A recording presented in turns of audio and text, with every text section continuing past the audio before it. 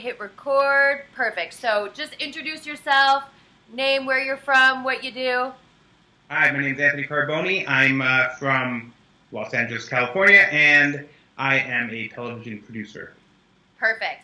And right now you are a forensic psychopathologist. That's So correct. tell me a little bit about what intrigued you to go into meeting some of the most dangerous people on earth.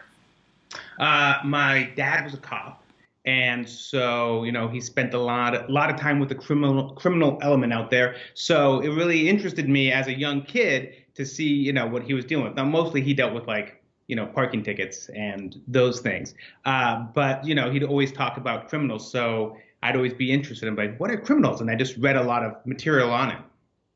Does it ever scare you walking behind bars and prison cells? Does that ever freak you out? You never get over that feeling of like walking in, hearing those doors close behind you. I mean, it is a lot like the movies in the sense that you're descending into a hell, and it's these crazy people. So you never get over that feeling of what am I doing? I am trapping myself in with like a predator, you know? Do you ever get tricked? Like, obviously, I'm assuming that these people are fairly smart. They just use their smarts for bad than rather than good. I mean, do they ever trick you and you're like, oh, maybe they're not so bad, or I don't know.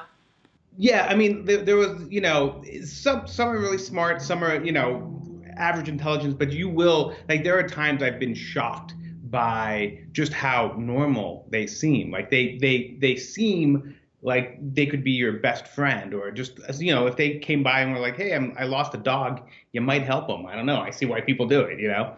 So it is frightening. It makes me distrust people very much, like in the world. I'm just like, there's something behind your eyes.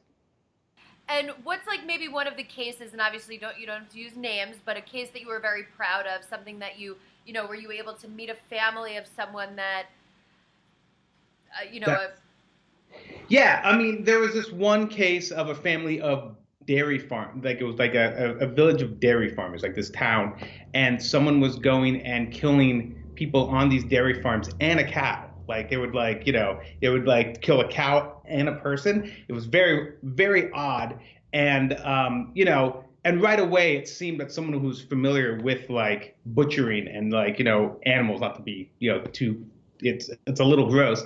And we figured out, it was the mayor of the town. Like it was literally the mayor of the town was killing people and their cows. Like one every like 6 months. It was crazy. do But you it find helped that.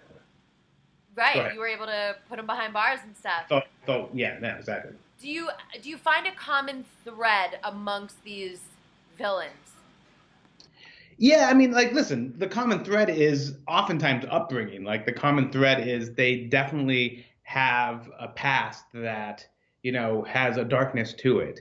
And, while I think a lot of people's like proclivities tend to be nature, like, there is definitely that part of them that has to be nurtured in order for them to, take that extra step and, take a life. Interesting. Okay, let's switch gears to the professional mind Sure. bender. And when we say Sure. mind bender, it's kind of like that Chris Angel sort of Mhm. illusionist Sure. type thing. Um, I'm not actually a sorcerer. I exactly. Right. Right. You're an okay. illusionist. You pull stunts in the street. You look like you're Mhm. levitating. That kind of thing. Sure. Um, so is it is it the reaction that you crave? Like what keeps you going with this world? Is it coming up with new stunts, or is it the seeing people's faces, or what? It is blowing people's minds. Like I've done things where like, I can cold read people. I can look in someone's eyes and I can read them. Like I've learned certain skills to do so. So it's that moment where I'm connecting with someone and then I pull something from them. Like I kind of make a guess, like I use my mind to pull them, and they freak out, they cry, they flip. It's that you never get over that like, visceral feeling. Do you cater your tricks to who or tricks, I don't know what you call them, to whoever's standing in front of you?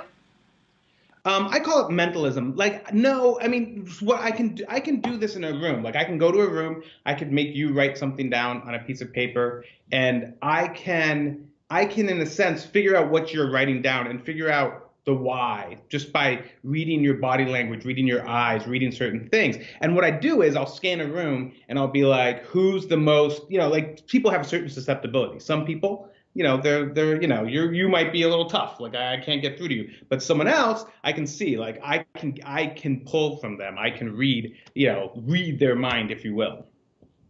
In being an expert on mind reading and stuff like that, does it help you in other aspects of your life? You'd think it helped me in dating, but it has not at all. I try to swipe on people who are susceptible. I'm like, that person. You'd think. Sadly, I'm terrible at reading the fairer sex, but when it comes to a trick, I can do so. Understood. Do you have any accomplices, or is there anything? Is that giving away too much? I mean, do you have anybody else who's kind of works with you behind the scenes to pull these Uh, off? No, for the most part, my tricks are a lone wolf. When I'm doing a bigger illusion, I have people like, people who can engineer stuff like that can help me make an idea happen. But when it comes to my tricks, when it comes to my mentalism, when it comes to reading, cold reading people, that is like a skill that I learned young and that I can apply myself. And do you have a name? Do you call yourself anything? I am Mistafo. I just kind of like it's mysterious, Mustafo. Yeah, so it also sounds like Mustafa. I like the Lion King a lot, so I thought I don't know. I was a kid. I like Lion King. I think it's like I was watching Lion King and reading my mentalism pamphlet at the same time as a kid. So that's how I came up with the name. I love it. Hmm. I mean, I think you did brilliantly well on both. So Okay. essentially, what I'm going to do is